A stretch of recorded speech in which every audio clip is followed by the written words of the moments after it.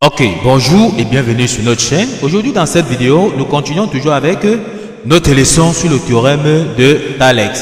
Nous allons voir ceci à travers un exercice qui a été posé dans un contrôle. C'est une évaluation de la classe de 3e.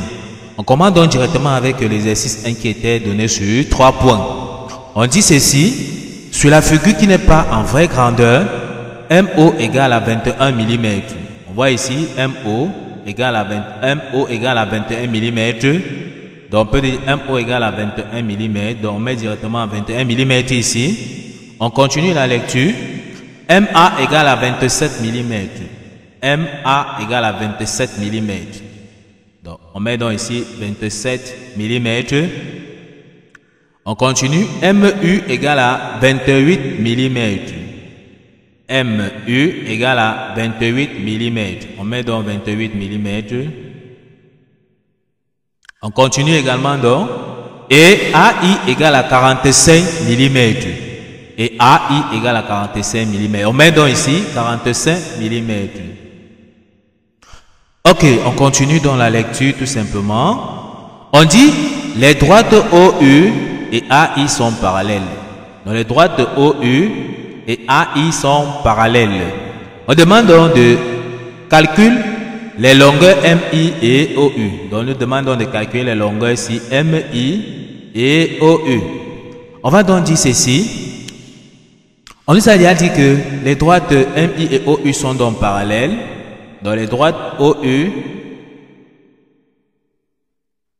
la droite OU parallèle à la droite AI. Et que nous voyons ici également que les points A, M, O sont alignés. I, M, I et M, U sont également donc alignés. Ça veut donc dire tout simplement ici que nous sommes dans une configuration de Thales. Et on peut appliquer donc la propriété de Thales. On va y identifier qu'ici nous avons donc deux triangles. D'accord? Dans le sommet ici, des deux triangles se coupent donc ici au point M.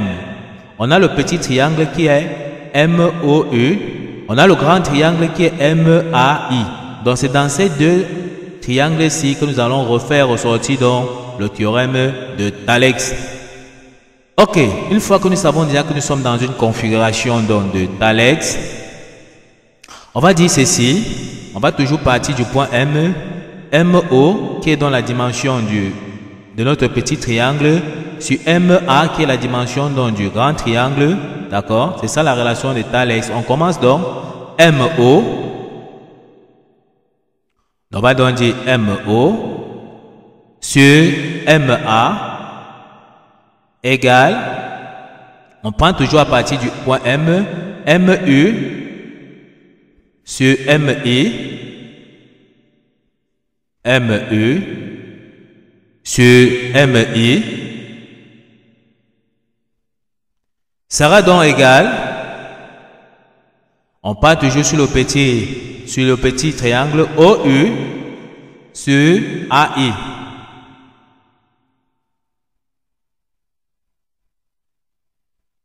Ok, on voit donc comment nous avons donc écrit tout simplement notre relation ici, d'accord? On voit dans la relation, la propriété, ou bien encore le théorème de Thalès que nous avons donc écrit tout simplement ici. Une fois qu'on a donc fini d'écrire ceci, on va donc remplacer MO et MA par leurs valeurs qu'on a données dans l'exercice. Bref, on va remplacer dans toute l'expression ici, toutes les valeurs connues pour voir plus clair dans nos relations. On va donc dire ceci. On va donc dire qu'on connaît déjà MO. Comme on nous a dit tout à l'heure, nous avons vu que MO c'est 21. On met donc tout simplement ici 21 sur MA. On a vu tout à l'heure que MA c'est 27 égale à MU. MU, on a vu que c'est 28 sur MI qu'on nous demande donc de trouver égale à OU qu'on nous demande donc de trouver sur AI. On nous a dit que AI c'est 45, c'est ce que nous avons vu tout à l'heure. MO c'est 21, MA c'est 27, d'accord, c'est ça ici. MU c'est 28, MI c'est ce qu'on nous demande donc de trouver, égal à OU. OU c'est ce qu'on nous demande de trouver sur AI qu'on a donné ici qui est donc 45 mm. Une fois qu'on connaît ceci, on va donc utiliser ces relations-ci pour pouvoir trouver donc l'inconnu. Donc ici, on va donc prendre d'abord les deux premières relations-ci.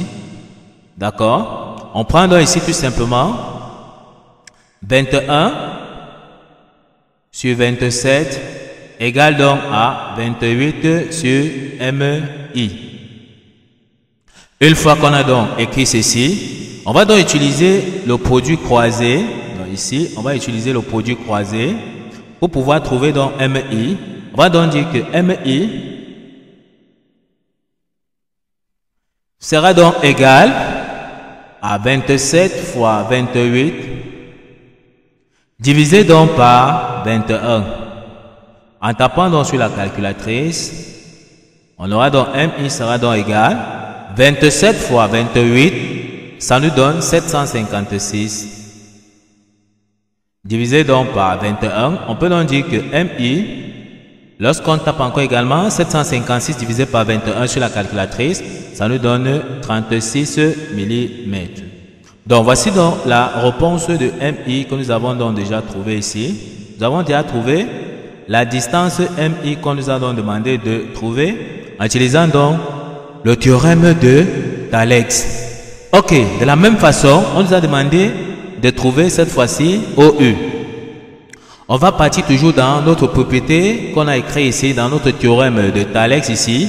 On va prendre donc 21 sur 27, cette expression-ci avec OU sur 45. Il est préférable toujours de prendre les données connues de l'exercice que de prendre les données que nous-mêmes nous avons déterminées parce qu'on peut se tromper dans les calculs. C'est pour ça qu'on doit venir reprendre. On va revenir reprendre donc 21 sur 27 égale à OU sur 45. Donc on va donc prendre ces deux relations-ci, ceci et ceci maintenant. D'accord? Donc on prend donc ici, comme nous avons dit, 21 sur 27 égale à OU sur 45. On voit donc ici, on nous demande donc de trouver OU.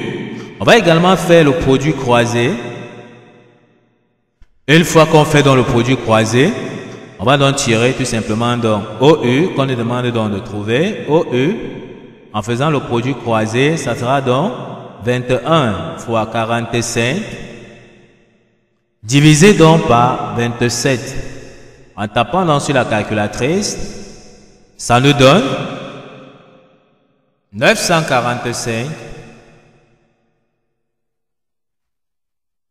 Ça lui donne 945 divisé donc par 27.